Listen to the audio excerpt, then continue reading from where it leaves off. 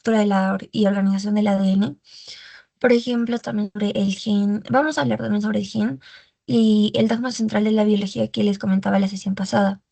También el código genético, la variación de la expresión de los genes, la pleitropía, la heterogeneidad genética, mutaciones y también sobre la reacción en cadena polimerasas que van a ver que es un método también en el que se estudia el ADN y es básicamente también se conoce como el PCR. Ahora, en la estructura y organización de ADN, aquí, por ejemplo, bueno, esto ya conocemos casi la estructura que tiene el ADN en general. Sabemos que es una azúcar pentosa que está compuesta, ay, bueno, ya, por ahí es más grande, ya. Es una azúcar pentosa, o en este caso la desoxirribosa, en el caso del ADN, que va a estar unido en el carbono 1 con una base nitrogenada que pueden ser tanto pirimidinas o purinas. Las pirimidinas van a tener solamente un anillo y las purinas van a tener dos, uno que es un penta y un hexa. Ahora en el otro lado vamos a ver una cadena bueno, un grupo fosfato. Entonces aquí es donde también va a empezar justamente los enlaces para los que van a ir construyendo, bueno, la cadena ya como tal. Este enlace que va a haber entre grupos carbono y digamos, este nucleótido con este otro, va a ser conocido como el enlace fosfodiéster, este de aquí. Entonces, es como que este de acá se va a unir con el de abajo, entonces vamos a tener ahí justamente la unión de un enlace fosfodiéster. Y bueno, ahí también le dice, vamos a entender como el ADN también como un polímero lineal que está formado por bueno, por núcleos en sí, que van a ser estos nucleótidos, y los que les puse en circulitos rojos, esos serían los nucleótidos que van a estar unidos con enlaces fosfodiéster entre grupos fosfato. Entonces, es importante también que dentro de esta cadena, como sabemos, el ADN es bueno, una molécula de doble cadena, ¿no? Como una hélice. Entonces, también tiene bases complementarias, por lo que ya vimos unas clases, de repente creo que, bueno, ya lo deben saber, citosina siempre va con la guanina y la adenina siempre va con la tiamina. Entonces, ahí es cuando se complementan. Esa es la complementariedad de las bases nitrogenadas. Luego tenemos que en el extremo 5 como les decía de acá, del azúcar, bueno, de aquí, es donde termina el azúcar. Ya el extremo 5 termina con un azúcar. Y el extremo 3 bueno, en aquí me refiero al extremo 3 y el extremo 5 con que va a ir de 5' eso de repente lo han escuchado a 3'.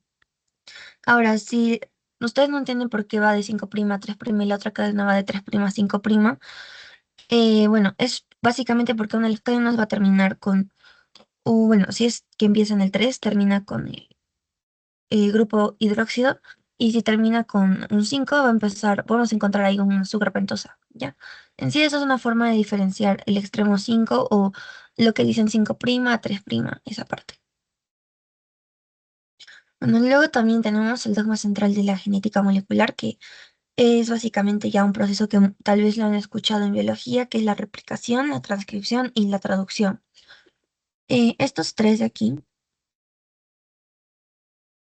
ya. La replicación, la transcripción y la traducción básicamente van a ser los tres pasos más importantes dentro de este dogma central de la genética molecular. Porque aquí vamos a ver una relación entre lo que son las proteínas y el ADN. ¿Cómo es que el ADN va a empezar a codificar justamente estas proteínas, no? Entonces vemos que en la replicación vamos a tener una molécula de ADN que posteriormente va a convertirse en dos, ¿no? Dentro de esta replicación también va a pasar, por decirlo así, a una transcripción en la que se va a formar lo que es el ARN mensajero, que le va a codificar el ADN. Entonces, cuando va a codificar este ARN mensajero, va a pasar al siguiente punto que sería, bueno, la traducción, donde va a haber aquí la síntesis de proteínas o síntesis primero de sí de aminoácidos también, ¿no? Donde bueno, donde la célula sobre todo va a hacer uso de bueno, de una organela muy importante que es el ribosoma, que es el que va a empezar a sintetizar las proteínas. Entonces, aquí, digamos, en palabras súper grandes, así, vamos a obtener primero una molécula de ADN, que posteriormente va a codificar uno de ARN mensajero y posteriormente este ARN mensajero va a darnos en sí proteínas. Es como, digamos que cada uno va a ser una secuencia de codificar a otra cosa, ¿no? Ahora, en aquí, por ejemplo, vemos una célula donde estamos viendo estos pasos importantes. Sabemos que primero el ADN está dentro del núcleo. Ok, entonces este es el núcleo, todo el que está pintado de color celeste es el núcleo. Entonces ahí está el ADN presente, ¿no? Entonces sabemos que el ADN como que no puede salir de, digamos, del núcleo, ¿no? Tiene que estar siempre en el núcleo. Entonces el ADN, digamos que ordena qué proteínas van a necesitar sintetizarse. Ahí es donde bueno, se va a empezar a sintetizar justamente el ARN mensajero. Primero vamos a ver que en la replicación que les comentaba ya, aquí tendríamos ya dos cadenas de ADN nuevas, primero. Y en la transcripción, que es el siguiente paso, vamos a ver que el ADN polimerasa es el que va a crear justamente un pre-RNA, ya, un pre-ARN mensajero. Este pre-ARN mensajero posteriormente, digamos que va a madurar, donde ya han visto seguro que se le pone la colita de poliamidas, también la cabecita o el capuchón o el capping que le decían. Si se recuerdan en biología, seguro lo han hecho. Más a detalle esto. Y también va a eliminar los exones y va a quedarse con los intrones. ¿Ok? Entonces aquí tendríamos ya una cadena totalmente madura, por decirlo así, de ARN mensajero, ¿no? Y entonces este ya va a poder salir así del núcleo a lo que es el citoplasma o el citosol.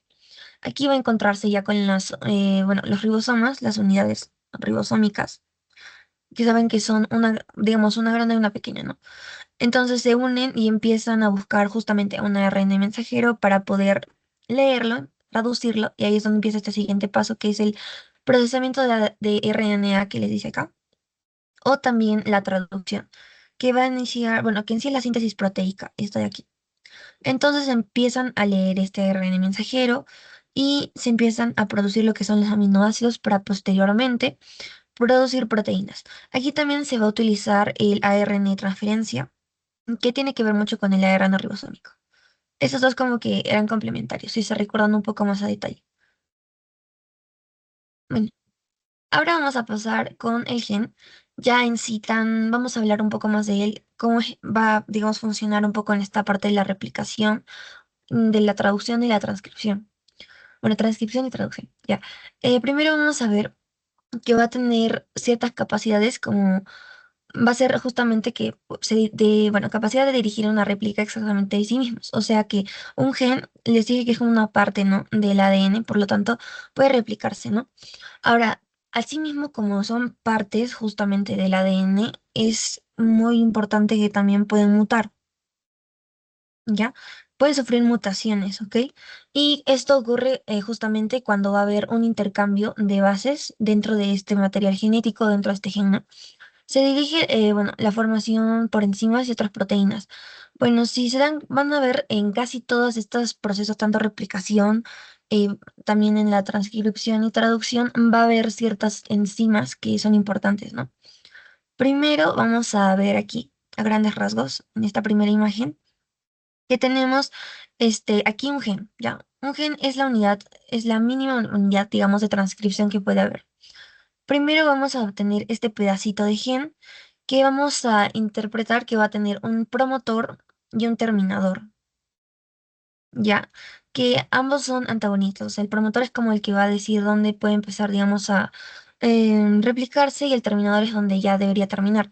Como les dije, va a haber una parte que se conocen como exones, intrones, y son dos partes, ¿no? Al final todos van a terminar con los exones y los intrones se eliminan, ¿ya? Y aquí es cuando, por ejemplo, este ya es el ADN. Vamos a empezar con esta primera cadena.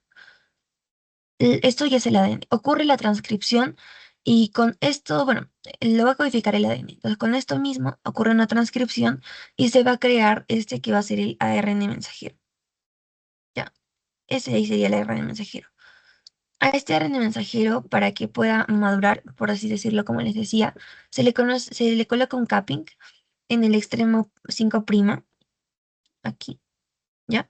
Y en el extremo 3' se le va a colocar una cadena de poliaminas, o sea, de poliadeninación también se le conoce, ¿ya?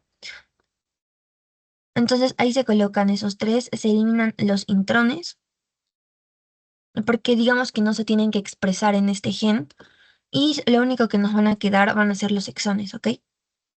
Y estos exones van a ya estar totalmente, digamos, juntos y van a tener de protección a la cadena polía y al capping, ¿ok?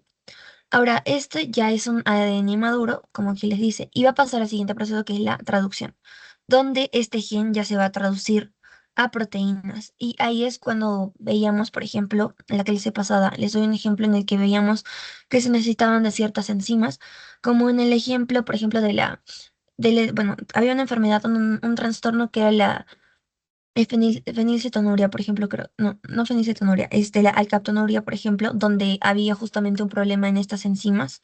Entonces sabemos que las enzimas son proteínas, ¿no? Si este gen, digamos, no va a codificar correctamente esta proteína, en ese caso, bueno, no, bueno, la enzima también les dije que es una proteína, no va a poder funcionar correctamente. Entonces, traería consecuencias, como vimos la clase pasada, sobre todo por ejemplo, había unas en las que les dije que era importante justamente la codificación del gen porque iba a producir en sí enzimas, proteínas y su deficiencia iba a desencadenar sobre todo trastornos. Ahora vamos a pasar esto de la replicación, que es la primera parte del dogma, en el que vamos a tener, como les digo, enzimas. ¿Estas? Entonces, esto, bueno, ya se lo deben saber como casi siempre de ley, así que lo vamos a hacer un poquito más corto. Pero vamos a tener primero una topoisomerasa que va a evitar que la cadena como que se siga desenredando. A esto venía una helicasa que, bueno, la corta las bases, los puentes de hidrógeno entre bases, y viene luego una ADN polimerasa que va a empezar a sintetizar. No se olviden que tenemos tanto una cadena continua como discontinua, ¿ok? En la continua, básicamente, la ADN polimerasa lo único que va a hacer es sintetizar y sintetizar y como que todo se va a empezar a pegar. En cambio, en el lado de la discontinua, ahora vamos a poner acá que tiene dos. Vamos a poner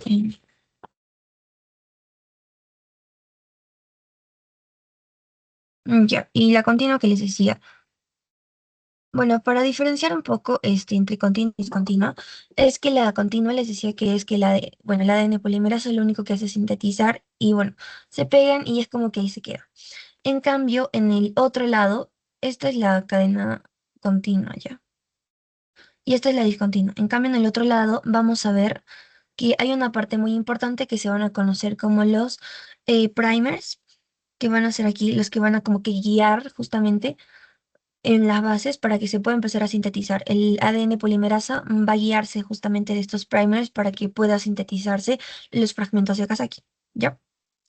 Entonces es discontinua porque, digo, o sea, es como que este primer va a dejar como que ciertos espacios donde va a completar el ADN polimerasa, ¿ok? No está corrido como en el caso de la continua.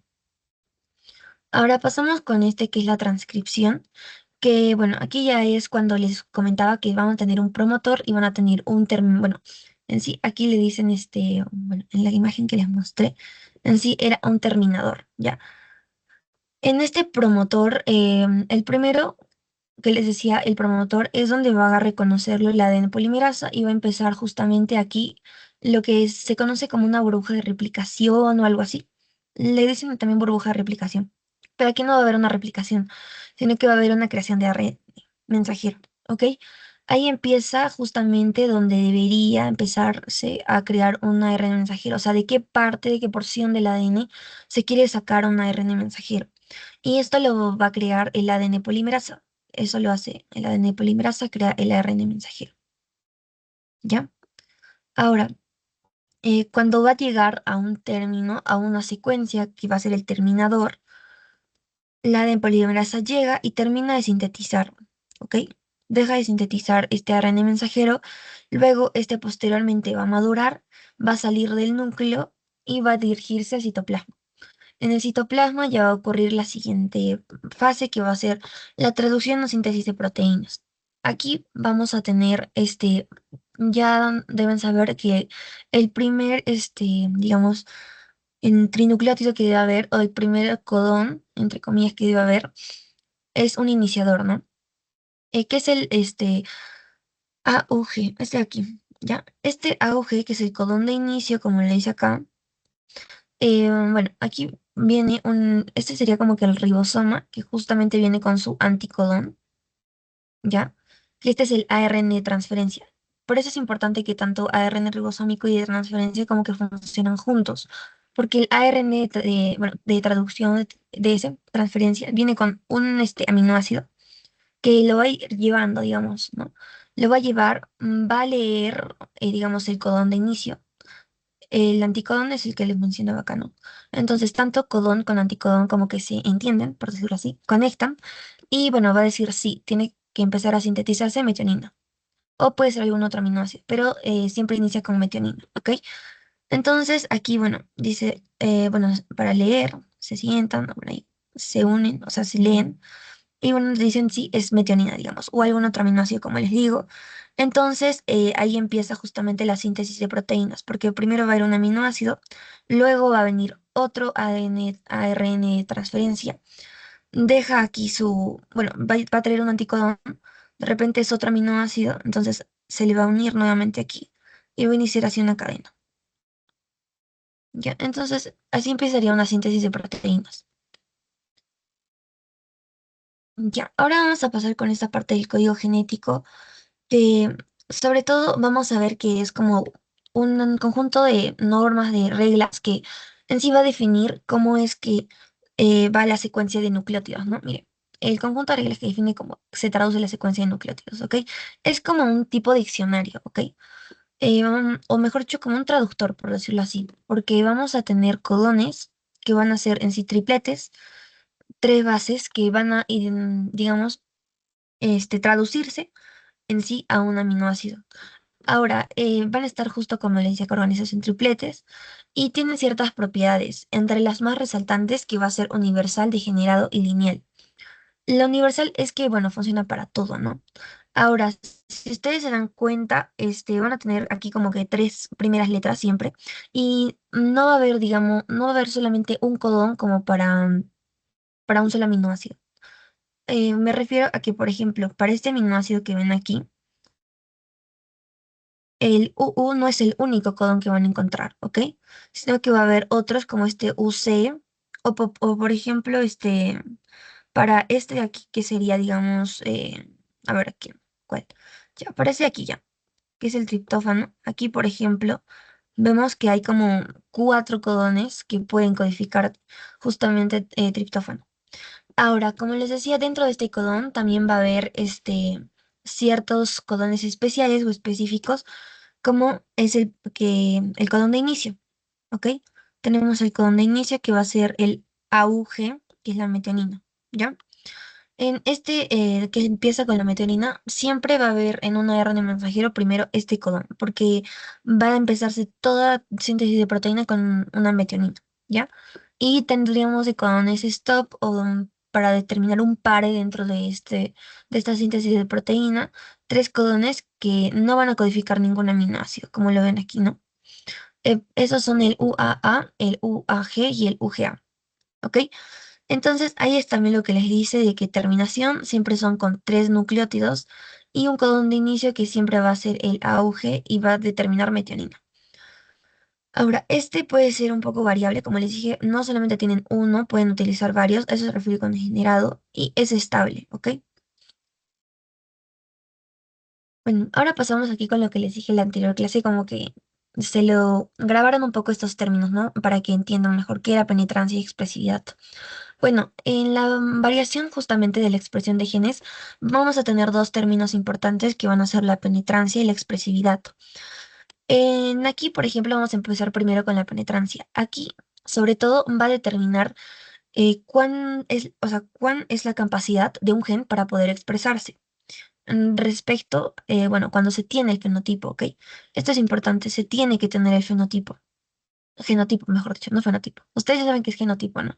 Entonces, si se tiene el genotipo, tiene que alcanzar justamente la capacidad justamente de alcanzar la expresión para poder observarse ya en el fenotipo, sería la penetrancia. Ahora, en esta pequeña imagen de aquí, se les voy a explicar mejor. ¿Ya? Primero vimos que habían algunas enfermedades en las que teníamos penetrancia incompleta y otras en las que teníamos penetrancia completa. Ahora, la incompleta, vamos a ver, por ejemplo, aquí tenemos tres niños, digamos, que han nacido con el genotipo, ¿no? El genotipo que está afectándolos. Pero este no lo va a expresar, digamos, en su fenotipo, o sea, no lo vamos a observar, ¿ok? No presenta, digamos, todas las características o las características que tiene esta enfermedad. Entonces, ahí me refiero que esta sería una penetrancia, pero incompleta, porque de todas las personitas que van a tener este genotipo, una como que no va a tenerlo, digamos, o una que otra no lo va a tener. Por eso sería incompleta, penetrancia incompleta. Ahora, una penetrancia completa ya también es cuando todos los individuos que van a tener el genotipo van a expresarlo en el fenotipo. O sea que todos van a tener las características, no las mismas, pero todos presentan justamente las características, digamos, de la enfermedad, ¿no? Ahora pasamos al otro que es la expresividad, que aquí ya también vamos a ver un poco que está relacionado con el grado, ¿ya? De expresividad que va a tener. O sea, cuán grave se va a expresar, digamos, la enfermedad. La expresión, como le dice aquí, es variable. No en todos es igual, ¿ok? En el fenotipo de alguien, sí tiene el genotipo, ¿no? Ahora, si tenemos el genotipo, aquí vamos a esta imagen, si todos van a tener el genotipo, el fenotipo va a ser variable. Aquí me refiero que, por ejemplo, estos dos niños de acá, como ven, están coloreados de otro color. Entonces van a tener la expresividad incompleta. Porque primero aquí vemos de que estos dos tienen, digamos, un grado leve, ¿ya? Y son dos, pero hay uno solo que tiene un grado muy complicado de la enfermedad, ¿no? Entonces aquí ya se conoce como una expresividad incompleta, que a pesar de que tienen el genotipo, lo están expresando en diferentes grados el fenotipo, ¿ok? Las características son en grados diferentes. Puede ser más grave, un poco más leve. En cambio, cuando va a ser una expresividad completa, todos digamos que van a estar graves, tienen síntomas graves. En aquí habíamos visto algunos ejemplos, como por ejemplo eran la neurofibromatosis, la camptoptilia, la fibrosis quística, el albinismo y la polidactilia. Ahora, el albinismo, por ejemplo, también hemos visto que siempre hay grados y esta es una herencia autodominante recesiva, ¿ok? Y aquí también les puse lo que serían, por ejemplo, la neurofibromatosis es de herencia autosómica dominante, la camptoptilia también. La fibrosis quística, si recordamos que era de herencia autosómica recesiva, y la polidactilia es autosómica dominante, ¿ok? Entonces, todos estos pueden expresarse justamente, estos genes dentro de estas enfermedades pueden expresarse de diferente manera. Como pueden ver, se guían de la penetrancia y de la expresividad. Pueden ser, o sea, sobre todo muy graves, muy leves. Esto sobre todo se ve en el albinismo, por ejemplo. Creo que si se dan cuenta, no todos los albinos son iguales. Algunos tienen una que otra complicación un poco más grave y otros no la presentan, digamos, tan grave, ¿no? Entonces ahí estaríamos viendo un ejemplo de expresividad, por ejemplo. No todos presentan el mismo grado, ¿no? Ahora, por ejemplo, la polidactilia, podríamos poner un ejemplo también de penetrancia, o la neurofibromatosis, que pueden presentar justamente el genotipo, pero no todos lo van a expresar totalmente, ¿no? Ahora, si se recuerdan, había una de las enfermedades en las que dijimos que la penetrancia era completa a los 5 años, ¿no? Entonces, ahí ya sería cuando, digamos, cumplen los 5 años o pasan los 5 años, todos ya tendrían en sí la penetrancia completa, ¿no? De lo que estaba pasando de la incompleta, ¿no? Ahora entramos a este término que es la pleitropía. Ahora, en esta pleitropía en sí, quiere decir que un gen va a causar varios efectos, ¿ok? Por ejemplo, aquí tenemos un grafiquito ya en el que este gen, digamos, puede causar una característica, uno, dos, tres. O sea, un gen va a afectar múltiples características.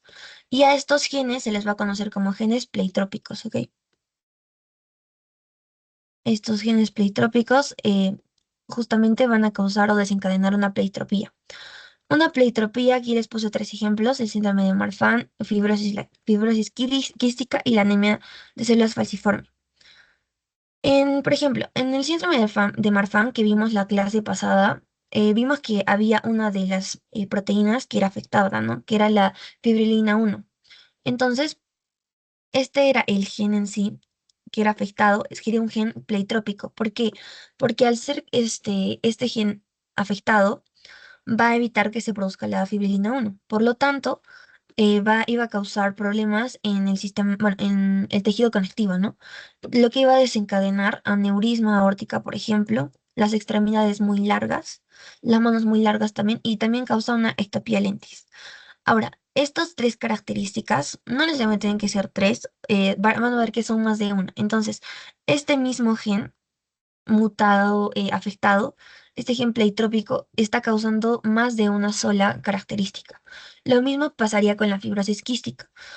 Cuando había una mutación en este gen, CFTR, iba a causar justamente una afección no solo en los pulmones, por ejemplo, sino también en conductos como del páncreas, de las glándulas sudoríparas y así, ¿no? Ahora, en la parte de aquí, por ejemplo, la anemia de células falciformes, que en sí son cuando los eritrocitos son deformes, tienen esta formita como de os, así.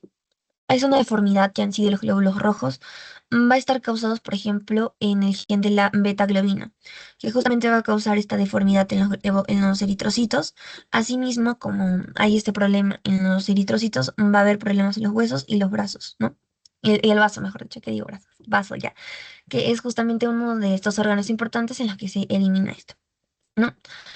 Ahora, si ven aquí, la pleitropía es como un solo gen que está mutando, pero está desencadenando más de una característica, ¿no? Entonces, este conjunto como de características, al mismo tiempo van a convertirse en sí en un síndrome posteriormente, así como el ejemplo del síndrome de Marfan. Son varias características que las va a estar, digamos, causando un gen pleitrópico que está dañado. Ya. Ahora pasamos a esto que es la heterogeneidad genética, que es otro término, que ya también es como que al revés. Varios genes que son dañados o afectados van a producir un solo efecto. Y dentro de este, el más importante o resaltante es el de síndrome de Waardenburg. ¿Ya? Aquí vamos a tener en 6 genes diferentes una mutación al menos, ¿ok? Entonces aquí tendríamos estos 6 genes, bueno, el PAX3, el MITF, el SNAIU2. Bueno, todos estos de aquí les está apareciendo el locus de cada uno de estos genes. Estos 6 genes van a tener una mutación al menos, ¿ya? Siquiera tienen una mutación. Obviamente pueden tener más en general, pero con que tengan una sola mutación ya van a desencadenar un solo efecto, que en sí va a estar muy característico en este síndrome como pérdida de la audición. Hay problemas en la audición. La mayoría de personas nacen, bueno, sordas, y aparte de eso tienen un problema en la pigmentación. Por eso vemos que la mayoría de este tipo de personas presentan heterocromía en los ojos, ¿ok? Heterocromía, y a veces presentan también, digamos, un poco de pelo negro y blanco, ¿no? Este es un síndrome o un trastorno de enfermedad de herencia autosómico dominante, ¿ok? Y ya se recuerdan esto, ¿no? Con que una persona ya lo tenga, siempre se va a expresar, ¿ok? Ahora, tenemos a otro término que es este de la epigenética, que va a implicar justo cambios heredables en la expresión genética sin alterar la secuencia del ADN. Ahora, aquí, bueno, esta parte de aquí, es que justamente esta epigenética tiene dentro ciertos mecanismos epigenéticos, ¿ok? Que en sí van a servir para, digamos, determinar qué genes tienen que expresarse y qué genes no, por ejemplo. Algo así, como habíamos visto en la clase pasada en impronta génica, ¿no? Ahora, regula, por ejemplo, la activación selectiva de genes, ¿no? Aquí ya no simplemente van a ser, digamos, tantos genes que venían de papá o de mamá. En general son otro tipo de genes, ¿no? Ya, digamos, en general, o sea, a lo largo de toda la cantidad de genes que tenemos, hay ciertos que van a tener que expresarse y otros que no. Y ya, pues aquí vamos a ver ciertos procesos o mecanismos que se utiliza para que no se expresen estos genes o al mismo tiempo se expresen. Primero vamos a tener una metilación, que ya habíamos visto que era más o menos. Ahora también tenemos una modificación de las histonas, la fosforilación aquí, y ya, eso sobre todo. Ahora vamos a ver que, miren aquí, por ejemplo, es lo que les explicaba en la clase pasada un poco de este grupo ametilo. Cuando ustedes van a tener un ADN y en este ADN se le va a colocar un metilo en la partecita y se conecta un metilo, Esto va a indicar que este gen o esta secuencia de ADN no tiene que expresarse, ¿ok? Entonces, no se va a expresar.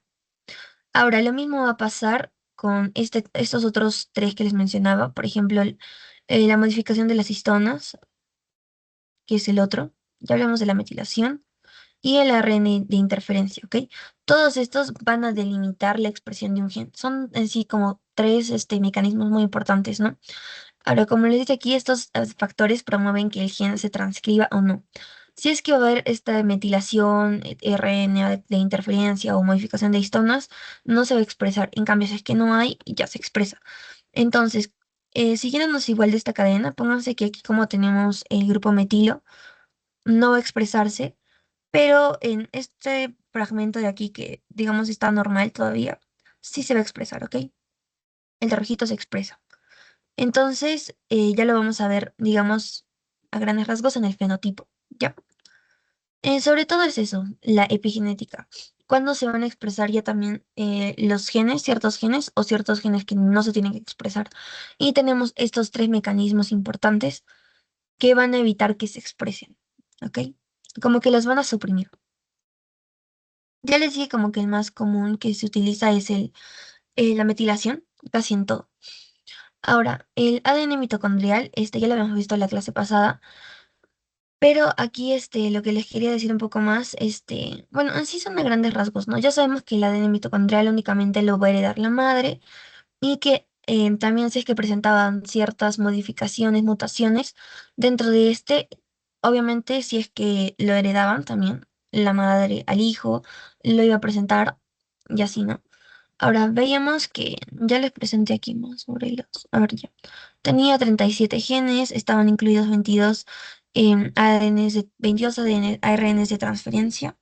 A ver, ya. Y bueno, aquí vamos a ver de que van a codificar también ciertas proteínas mitocondriales.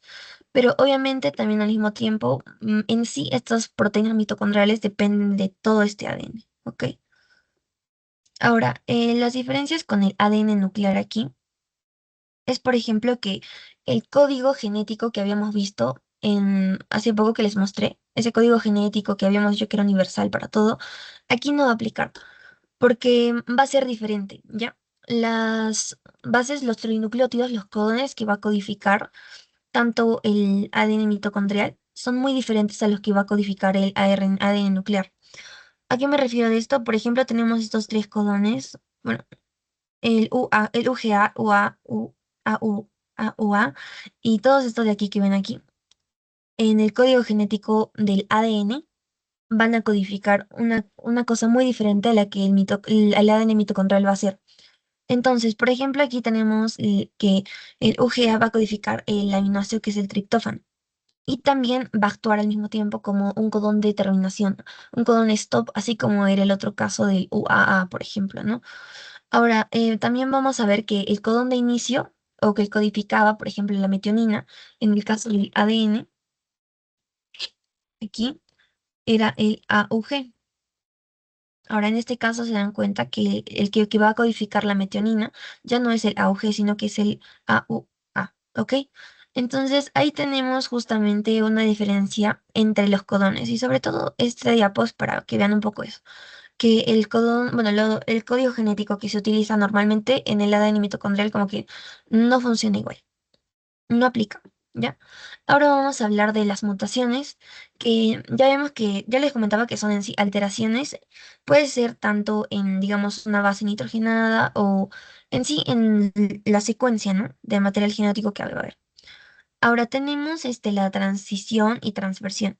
Esto en sí ya es a mucho más detalle, hablando de bases nitrogenadas. Por ejemplo, va a ser una transición si, por ejemplo, vamos a tener, bueno, lo voy a poner así, como para que se imaginen que esta sería una cadena de ADN y esta otra, ¿ya? Entonces, por ejemplo, si vamos a tener una transición, quiere decir que lo que va a pasar es que, digamos, esta adenina y esta guanina van a cambiar como que de posición, pero tienen que guiarse de esto que es vertical, ¿ok? Aquí ya me guía un poco de eso. La transición es más que todo vertical. Ahora vamos a ver una transversión ya también, cuando van a cambiar de posiciones tanto de lado como en diagonal, ¿ok? Aquí, por ejemplo, vamos a tener ay, perdón, aquí me equivoqué, no es esta forma. Sería así, perdón, a ver, más fácil. Ya, así sería, sí. Ya, ahora, aquí igual guíanse con lo que les decía, vertical y horizontal, ¿ya? Y en diagonal. Primero sabemos de que, a ver, ¿cuándo está rojo? Ya. Ya, primero sabemos que la adenina va a estar siempre con la timina y la guanina siempre va a estar con la citosina, ¿ok? Entonces, vertical sería la transición, sobre todo cuando va a haber un intercambio en transición y la de arriba con abajo, ¿ya? Por ejemplo, adenina con guanina. Y una transversión va a ser cuando va a ser en horizontal, como les decía, ¿no? O en diagonal. Cuando ya también, por ejemplo, una adenina cambie de posición con una tiamina, ¿ya? Ahora, eso también un poco a veces es importante porque tienen ciertos momentos en los que tiene que estar, digamos, en este lado de la cadena la adenina y de este otro lado la tiamina. Ahora, si cambian en diagonal, ya también sería un cambio, por ejemplo, entre una adenina con una citosina, ¿no? Entonces, transversión más que todo, acuérdense como diagonal y horizontal, y transición más que todo vertical. Ya, ahora, en aquí ya vemos una imagen, ya en sí como refiriéndonos a bases nitrogenadas. Ya habíamos visto sobre las deleciones, también las inserciones, duplicaciones, extensiones, pero digamos lo vimos a grandes rasgos porque las vimos en imágenes un poco más grandes, ¿no? Ahora, aquí, por ejemplo, una deleción va a ser cuando vemos aquí, por ejemplo, esta cadena totalmente normal y vemos que debería tener tiamina y tiamina, pero deleción se le dice porque se está eliminando esta base, una tiamina, por lo tanto nos queda solo una. Entonces, aquí tendríamos una deleción. Ahora, en una inserción ya también vemos que dentro de estas dos tiaminas no hay ningún otro nucleótido, ¿no? Esto sería como que lo normal. Sin embargo, va a haber una inserción cuando se le va a meter otra base nitrógena que va a ser una adenina, ¿no? Y bueno, si se dan cuenta, aquí pasa lo mismo con la duplicación, que se está duplicando este mismo triplete, GTT, GTT. En la expansión, por ejemplo, aquí se está expandiendo, por decirlo así, mucho más todos estos tripletes, ¿no? El CAG, CAG, CAG, CAG, se está expandiendo mucho más. Digamos que un poco la diferencia entre la expansión y la duplicación es que la expansión ya es como a más, o sea, mucha más cantidad de tripletes que se van a duplicar. La inversión, vemos que está intercambiándose como que las posiciones de la tiamina con la guanina, por ejemplo, en este caso, y la inserción cuando se está, bueno, metiendo otra vez, ¿no? Una adenina. Eso ya lo vemos acá. Pero bueno, vamos a ver que las causas de las mutaciones ya hemos visto o de repente saben de que no son tan, o sea, no son en sí muy como no frecuentes, ¿no? Siempre van a ser frecuentes y también no van a tener, digamos, tampoco una causa totalmente exacta, ¿no? Porque puede producirse por una mala división celular, por ejemplo, sobre todo, que pueden ocurrir o pueden ser inducidas por agentes mutagénicos. También, por ejemplo, la radiación o el mismo entorno, hablando ya de, digamos, el entorno. Ahí es muy multifactorial, ¿no? Vamos a tener, por ejemplo, la radiación, no solamente, digamos, tanto del sol, o sea, en general, ¿no? Todo esto puede hacer que justamente estas cadenas de, digamos, de nucleótidos vayan a cambiarse, vaya a haber una mutación. Puede haber una lesión, inserción, expansión, transversión o una transición, ¿no? Entonces, sobre todo estas de aquí, no son como que no tienen una regla exacta, simplemente pueden ocurrir, ¿no? Ahora, esta partecita de aquí sí sería muy importante que se recuerden que en la división celular pueden ocurrir mutaciones que pueden ser justamente inducidas por estos agentes mutagénicos, mutágenos, mejor dicho, que van a justamente causar que en sí el ADN mute, ¿no? Y bueno, desencadene posteriormente ciertas enfermedades de repente. Entonces, aquí vamos a ver que hay mutaciones a niveles de los aminoácidos ya también. Entonces, acá, por ejemplo, lo que les decía un poco acá, es lo mismo que hemos visto en la parte de aquí. Si ustedes van a tener, de acá atrás, ya. Si ustedes van a tener, digamos, un triplete que tiene que codificar algo, pero va a ocurrir una mutación, poniendo el ejemplo de aquí, de una inversión, por ejemplo. Ustedes tienen este triplete del TGA y cambia una inversión a un GTA, si digamos, tiene que codificar pónganse una fenilalanina, vamos a ponerle solo una F, y cambia de posición, totalmente el aminoácido al mismo tiempo va a cambiar. Entonces, digamos que ahora se va a sintetizar un triptófano, ¿ya? Una T, digamos. Entonces, ahí ya está ocurriendo justamente, a consecuencia de esta mutación, perdón, en consecuencia de esta mutación está ocurriendo justamente que se esté sintetizando otro aminoácido que no debería. Entonces, la proteína en sí también al mismo tiempo va a cambiar.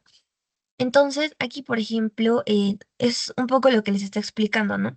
Aquí tendríamos, digamos que una guanina se va a sustituir por una adenina. Y es básicamente por culpa del codón, por culpa del codón. Porque si se dan cuenta, aquí arriba, digamos un TGG iba a codificar justamente lo que es el triptófano. Ahí, ya. El triptófano, pero ahora ya no lo va a hacer. Como ha cambiado justamente una simple cosita, ha cambiado una G por una A, ahora es un codón de stop. Entonces, digamos que la proteína deja de sintetizarse. Entonces, ahí sería cuando justamente va a haber esta sustitución, ¿no? Ahora, cuando va a ocurrir, ya también pónganse entre este TGG, que va a sintetizar triptófano nuevamente, se cambia esta G por una C, va a cambiar y va a sintetizar, digamos, cisteína, en ese caso, ¿no? Y bueno, así también ocurre de este lado. Ya van a darse cuenta que con tal de que cambie solamente una base nitrogenada, como que todo el triplete y todo el codón va a cambiar. Y como todo el triplete y todo el codón cambia, el aminoácido a sintetizarse también va a cambiar.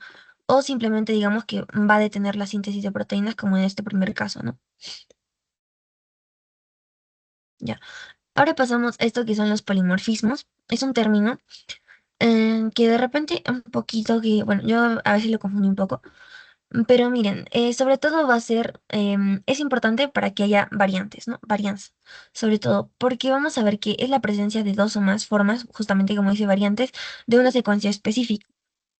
Bueno, de ADN, entonces sería un gen que, bueno, puede producir diferente, bueno, que puede producirse entre diferentes personas o poblaciones. Ahora, para que se considere también un polimorfismo, es importante que sepan que tiene que presentarse menos del 1% de las personas, ¿ok? En al menos el 1% de las personas tienen que tener esta secuencia, digamos, específica de ADN para que se considere polimorfismo. Ahora, un ejemplo que les daba es, bueno, vemos que aquí, por ejemplo, tenemos un T y tenemos un C, ¿no? Es una base. Entonces, aquí ya vemos que ha cambiado esta T por esta C, ¿no? En otro individuo. Tiene estos dos, ¿no? Materno y paterno. Materno y paterno. Entonces, como esto cambia, justamente aquí también está ocurriendo lo que se le conocería como un polimorfismo, pero de un solo nucleótido, ¿ok? Porque si se dan cuenta, es el único nucleótido que está cambiando es uno. Ahora, si todos tendríamos la misma, digamos, la misma cosa, CC o TT, o TC o TC, obviamente no habría esta varianza que les digo, ¿no? En la secuencia de genes no habría en sí una diversidad. Ahora, el polimorfismo en repetición de TADEM o corto ya también, acuérdense un poquito de estas siglas de aquí, ya también va a ser en TADEM corto, quiere decir sobre todo ya no solamente en un solo nucleótido, sino en tripletes, ¿no? Pueden ser varios tripletes. Por ejemplo, aquí tenemos que del lado materno hay un CAG, CAG, CAG, ¿no? Y del lado paterno un CAG, CAG, CAG, ¿no? Pero lo que está cambiando es como que la cantidad de CAGs que vamos a ver. Hay una expansión de estos tripletes, ¿no? Entonces ahí está cambiando un poco la cantidad, ¿no? Y ahora van estos en tripletes, ya no de un solo nucleótido como en este caso de aquí. Ahora, como aquí les dice, estos pequeños cambios que hay en el material genético, como podrían ser estos solamente estos pequeños como nucleótidos o esta repetición de tripletes, van a justamente hacer que haya una diversidad, ¿no? Por ejemplo, no necesariamente ahora tiene que ver con que se presente una enfermedad, ¿no?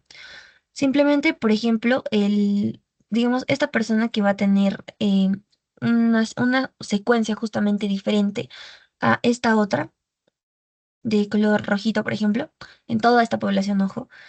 van a ver que no son iguales, porque gracias a este polimorfismo, justamente, por ejemplo, esta persona puede tener una susceptibilidad a una enfermedad, pero esta de rojito no.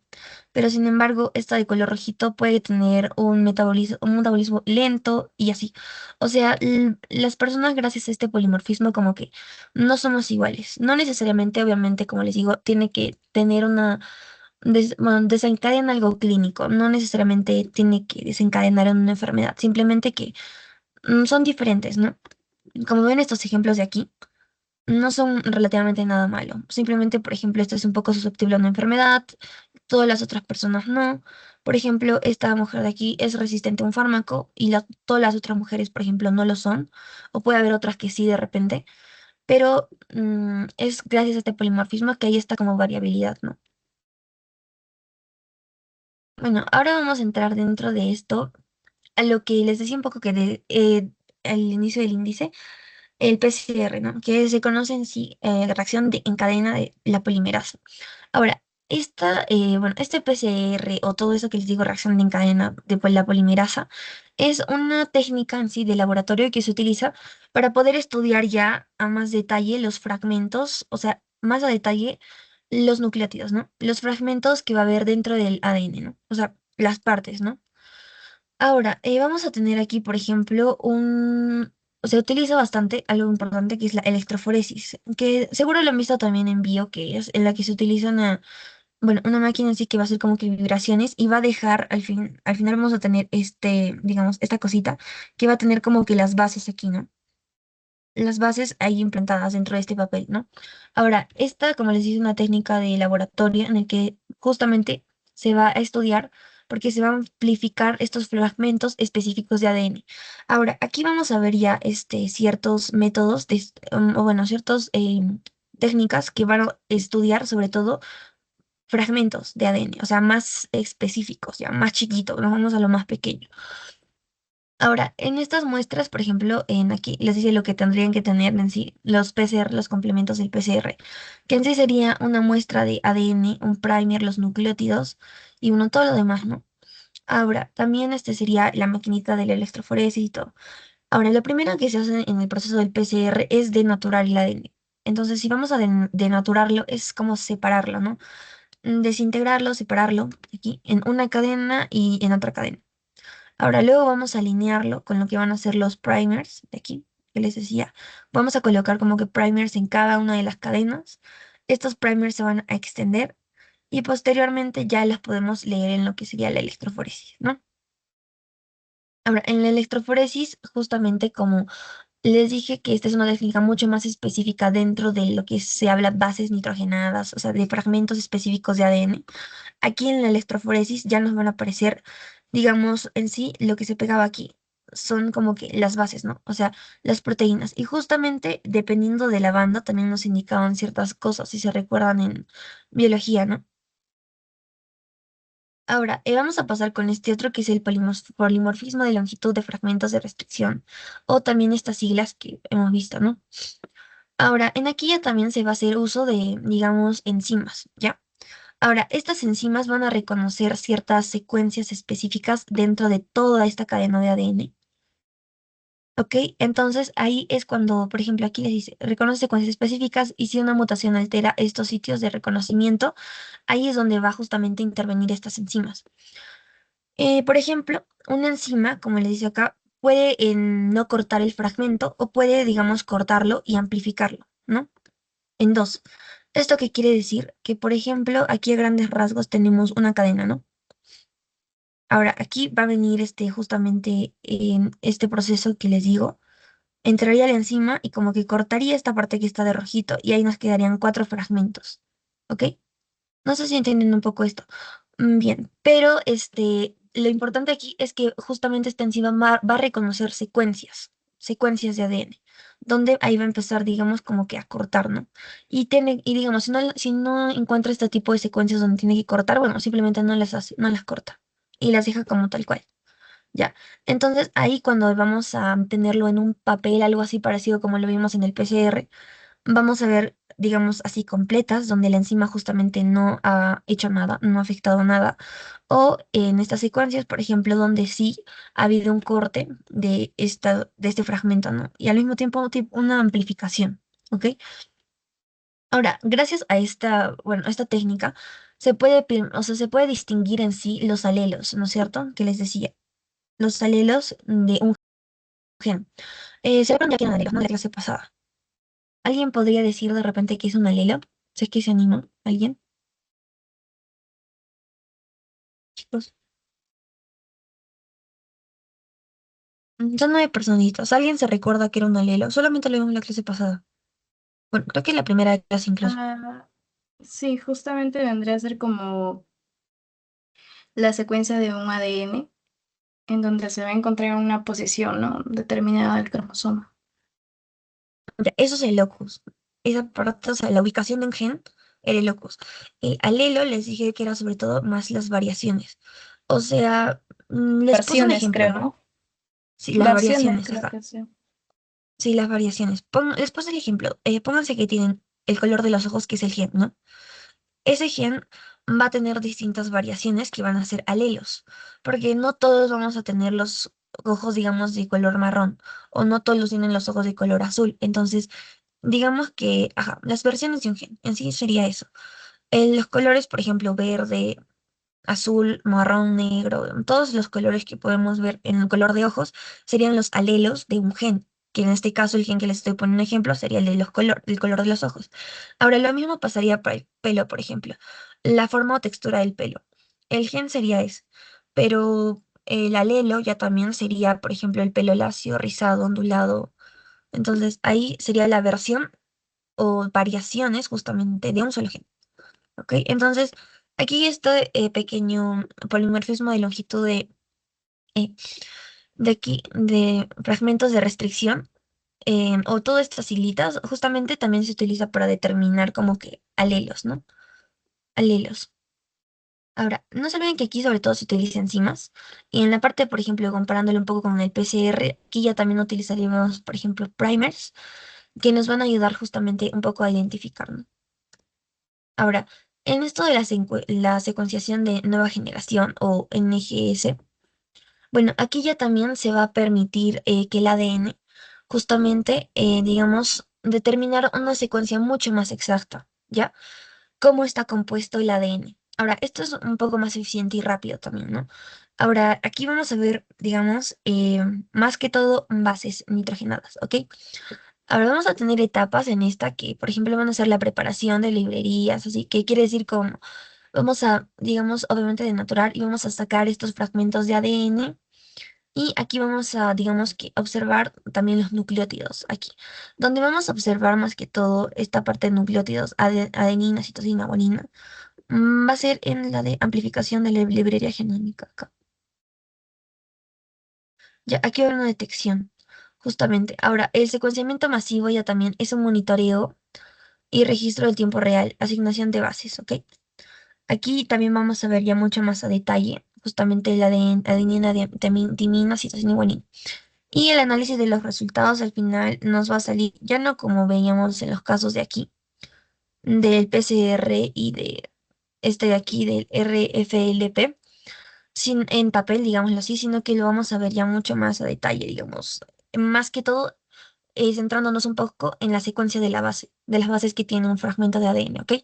Si se dan cuenta aquí, simplemente como que teníamos las bases, ¿no? Si se recuerdan en esta parte del PCR o de cuando ustedes hacían una electroforesis, tenían como que en sí les decían que esto eran proteínas.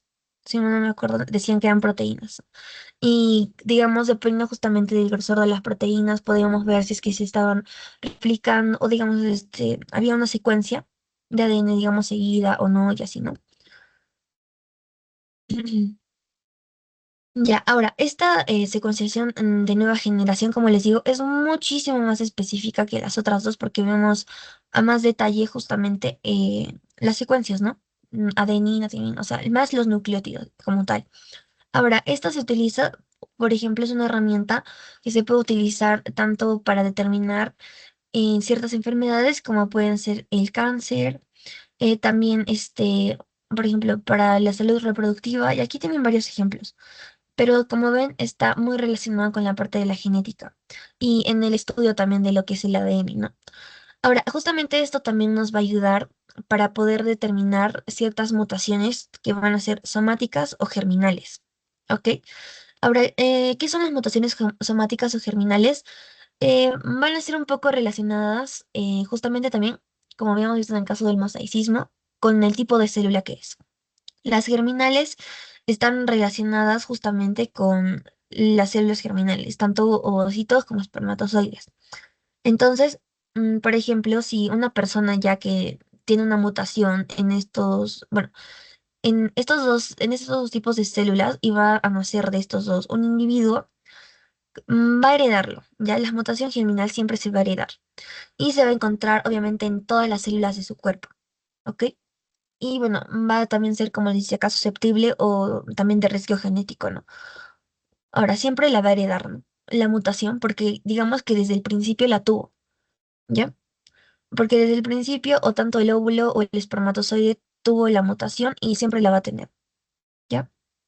Ahora, pasamos con la siguiente que es la mutación somática, que ya también va a ocurrir este, ya cuando el cigoto ha sido formado, ya cuando tanto óvulo como, tanto ovocito como espermatozoide se unieron, ¿ok? Entonces, cuando haya habido esta unión, ya posteriormente va a ser un cigoto y cuando nazca este individuo, digamos que van a ser totalmente sano. Pero aquí viene lo que les decía sobre que las mutaciones no tienen una, digamos, una regla en específico o por cómo pueden ocurrir, sino que aquí, digamos, los factores externos, el ambiente, los factores, diferentes factores, van a hacer que esta persona justamente desencadene esta mutación, ¿ya? Y aquí ya sería, digamos, en células sobre todo somáticas, ¿no? Porque no ha empezado desde el principio en las células germinales. Entonces, esta mutación, por ejemplo, que esta persona va a tener, es muy importante que sepan que no la va a heredar, no necesariamente la va a heredar, porque justamente se encuentra en células somáticas y no en las germinales, ¿ok? En cambio, en el caso de la mutación germinal, es muy probable que esta persona que ya desde que nació con la mutación o la enfermedad pueda heredarlo a sus hijos, ¿no? ¿Ya? Porque desde el principio la tuvo, ¿ya?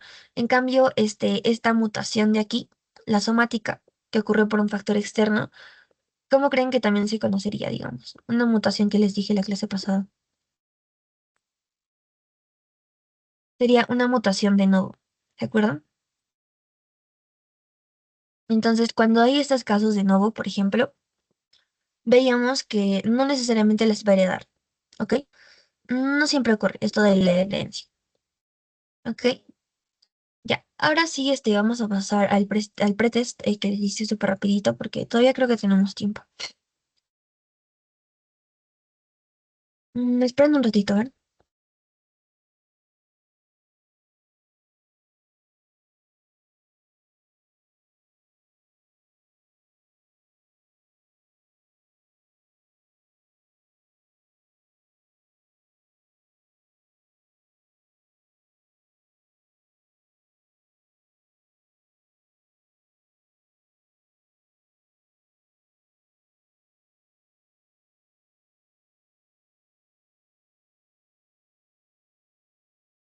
Ya chicos, ¿se logra ver mi pantalla?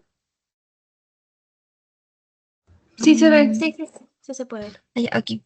Ya, entonces, vamos a hacerlo súper rápido también. Bueno, la primera era, ¿cuáles de las siguientes afirmaciones es correcta respecto a los polimorfismos genéticos? Entonces, ¿qué es un polimorfismo genético? O sea, en sí, un polimorfismo. ¿Se recuerdan? De la última, bueno, ahorita recién lo hicimos, así que, ¿qué recuerdan del polimorfismo? A ver, aquí está.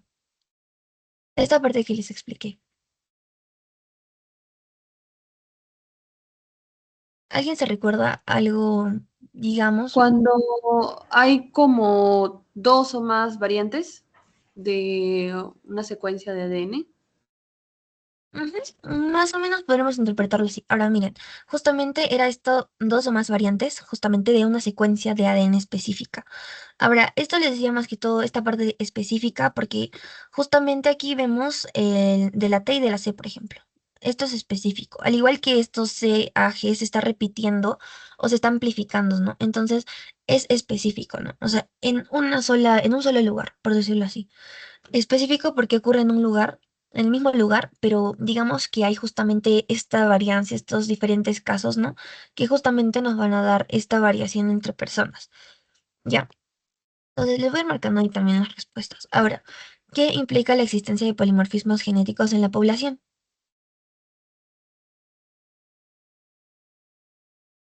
Que hay O más que variaciones. sí, justamente hay variaciones. Gracias a eso, les dije que no necesariamente como que tiene que desencadenar algo clínico, algo patológico, ¿no? O sea, simplemente las personas van a ser diferentes, ¿no? En esta parte. Ahora, ¿cómo puede la pleitropía afectar la interpretación de estudios genéticos en humanos? Ahora, en la pleitropía, ¿se acuerdan qué era? Estos terminitos les voy a preguntar sobre todo porque hay que recordarlos un poco. ¿Alguien se acuerda que era pleitropía? No, les voy a poner. mm, ya. Bien, la pleitopría en sí era un gen que se va a conocer como pleitrópico, que justamente cuando va a tener una mutación, va a causar no solo una característica, sino varias. ¿Ya? Siempre cuando les digan de pleitropía, les recomiendo que se recuerden el síndrome de Marfan, ¿ya? Porque al tener solamente un gen mutado, ya van a ver que desencadena diferentes características, ¿no? Y por eso también se le conoce como síndrome, ¿no? Entonces, esa una para que se recuerden, ¿ya? Entonces, ¿qué sería en sí pleiotropía? Bueno, cuando un gen en sí va a, bueno, mutar, digámosle, y al momento de hacer esto, de que tener cambios, va a causar más de una característica, ¿ya? Y bueno, como son varias características, van a conocerse como un síndrome. Y un ejemplo, así para que se recuerden más fácil, el síndrome de Marfan, ¿ya? Ahora, ¿cómo se van a heredar los cambios epigenéticos? Ya, hablemos aquí un poco de la epigenética, ¿no? Ay, no se me cuesta, ya no es eso. A ver, ¿quién me dice más que todo que era como la epigenética o qué hablamos un poco de eso en la sesión?